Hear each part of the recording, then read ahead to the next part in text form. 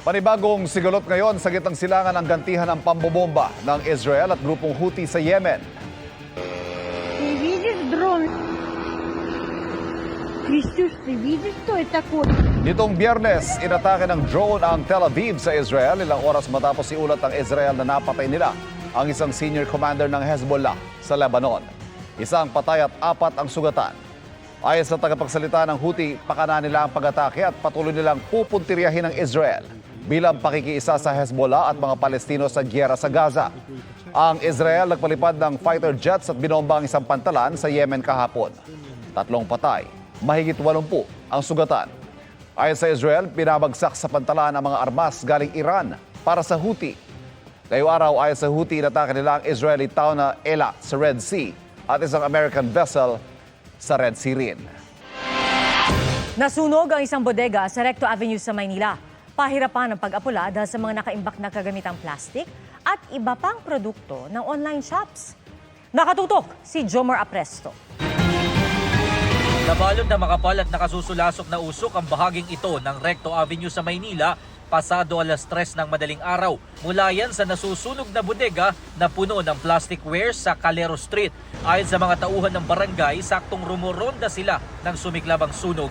Ngayon na tiyempo, pagkagaling ko sa Recto, may tumawag sa akin, Che, may apoy na rin sa establishmento, Che. Nagtulong-tulong ang mga residente na apulahin ang apoy. Pagbalik ko roon, ginawa namin, hindi namin buksan yung bodega. Lahat ng mga tambay nandun, kumuha ng mga tubig. Kaya sa tapat na bahay, sunod-sunod, pinagbubuhusan. Maya-maya, dumating na ang mga pamatay sunog, pansamantalang isinara sa mga motorista ang kahabaan ng Recto Avenue para hindi maipit ang mga hose ng bumbero. Ang jeep na ito nakipagmatigasan at nakipagsagutan pa sa mga fire volunteer. Muli namang binuksan sa mga motorista ang lugar bandang 4:30 ng madaling araw. Ayon sa BFP, itinaas sa unang alarma ang sunog dakong 1:42 ng madaling araw.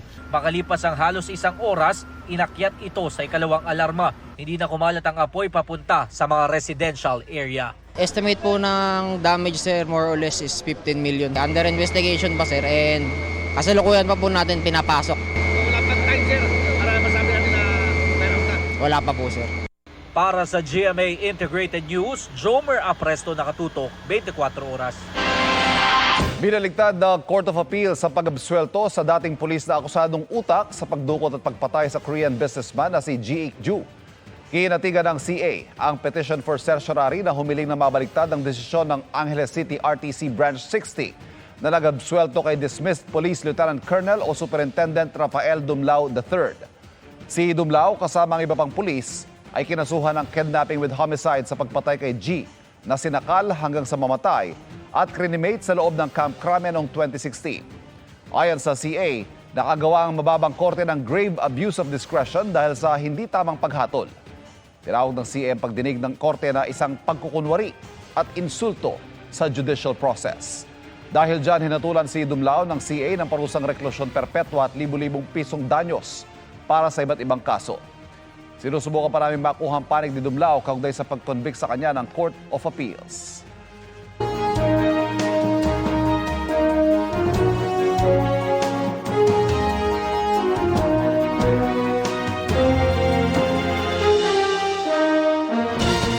Nakahanda na ang mga tauhan ng MMDA at ang gagamiting Mobile Command Center para sa ikatlong State of the Nation Address ni Pangulong Marcos bukas. Yan at iba pang paghahanda sa SONA sa pagtutok ni Darlene Cay. Bukas, kasabay ng State of the Nation Address ni Pangulong Bongbong Marcos, pasisinayaan ng MMDA ang kanilang gagamiting Mobile Command Center. Siniset up na ito ngayon. Meron nung itong latest surveillance and monitoring technology, smart enabled devices at advanced multi-display visual system. May mga displays, graphics controller, wall management software at workstations. Mahigit 1,300 personnel ang ide-deploy ng MMDA bukas para tumulong sa pagmando sa trapiko, pagtugon sa emergency, pag-alis sa mga sagabal sa kalsada at bangketa, at paglinis sa mga may iwang kalat pagkatapos ng SONA. Simula umaga bukas, magkakaroon ng zipper lane o counterflow lane sa southbound ng Commonwealth Avenue mula Batasan hanggang Quezon Circle para madaanan ng mga dadalo sa SONA. sana ho sumunod sila sa usapan because ang counterflow sa kabilang linya, yung going to Quezon City Circle, ang i-allow lang po doon yung may mga gate pass sa Congress at yung mga VIPs na dadaan po doon. So, yung usual po na mga motorista, doon pa rin po sa northbound ng Commonwealth. And May number coding scheme pa rin bukas. Exempted ang mga guests sa zona na may ipapakitang gate pass. Nakaalerto na rin ang AFP. In terms of security po, nakahanda na po tayo na magbigay po ng additional troops kasama po ang ating PNP. Wala pa naman daw namomonitor na banta sa seguridad.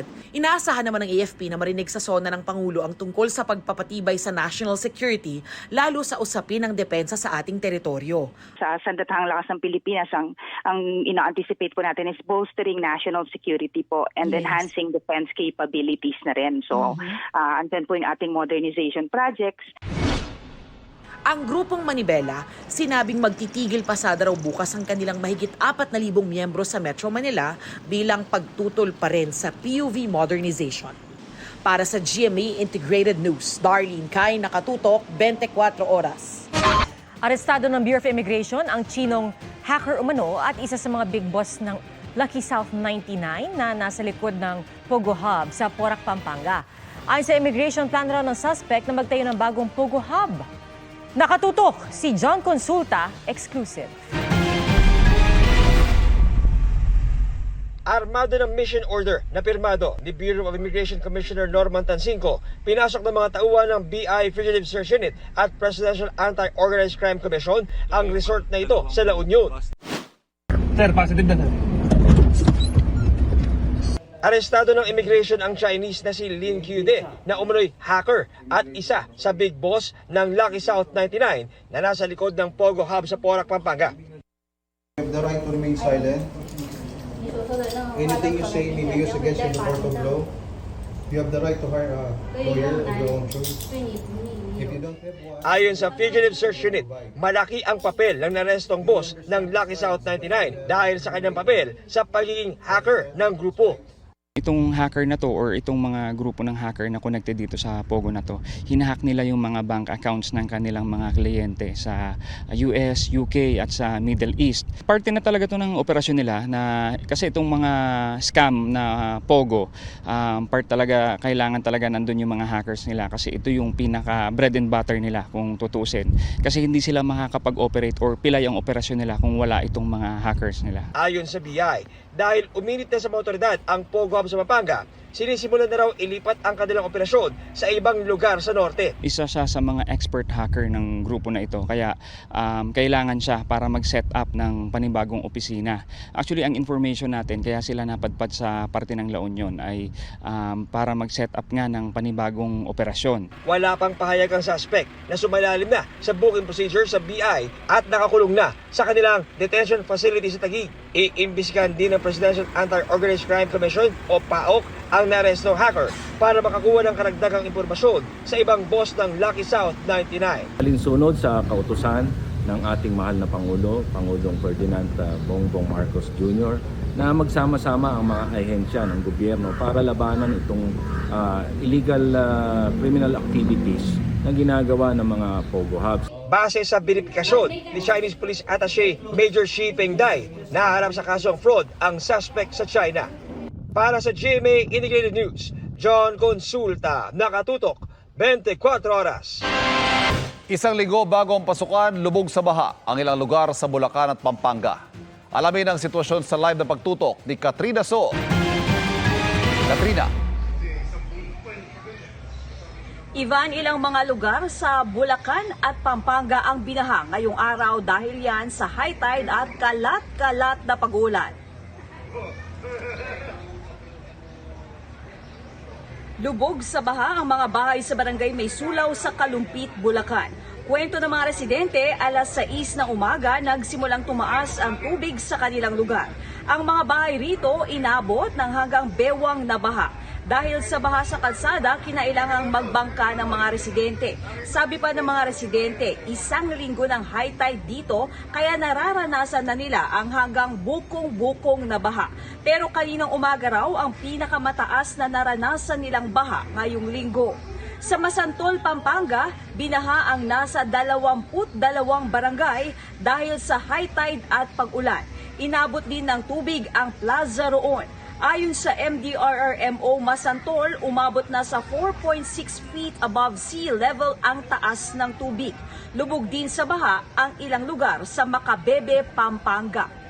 Ivan, balik naman dito sa may sulaw sa Bulacan. Dito naman, inabot din ng baha ang paaralan dito sa barangay. Kaya naman ikinababahala ito ng ilang mga residente, lalo na at bukas na ang simula ng Brigada Eskwela. Kumpara naman kaninang umaga, Ivan, ay mas mababa na o malaki na ang ibinaba ng baha rito sa lugar. Gayunpaman, may ilang mga kalsada pa rin ang hindi madaraanan dahil sa baha. Ivan? Maraming salamat, Katrina Son.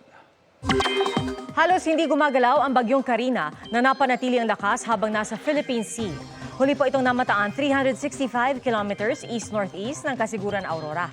May lakas ito ng hangin na aabot ng 85 kilometers per hour at bugso nga abot ng 115 kilometers per hour. Palalakasin pa rin ng bagyo ang habagat na magpapaulan sa malaking bahagi ng bansa, kabila ang Metro Manila. Kaya mataas ang tsansa na ulan bukas, araw ng sona ni Pangulong Bongbong Marcos. Ayon sa Pag-asa, ngayong gabi, inaasang lalakas pa bilang severe tropical storm ang bagyong Karina. Posible rin ito umabot sa typhoon category bukas ng gabi. Base sa datos ng Metro Weather, moderate to intense rains ang asahan sa malaking parte ng Luzon, maging sa Metro Manila. May tsansa rin na ulan sa Visayas at Mindanao, kaya maging alerto sa banta ng baha at pagguho ng lupa. Mga kapuso, patuloy na tumutok sa mga balita. Mag-subscribe sa GMA Integrated News sa YouTube. Sa mga kapuso abroad, samahan niyo kami sa GMA Pinoy TV at www.gmanews.tv.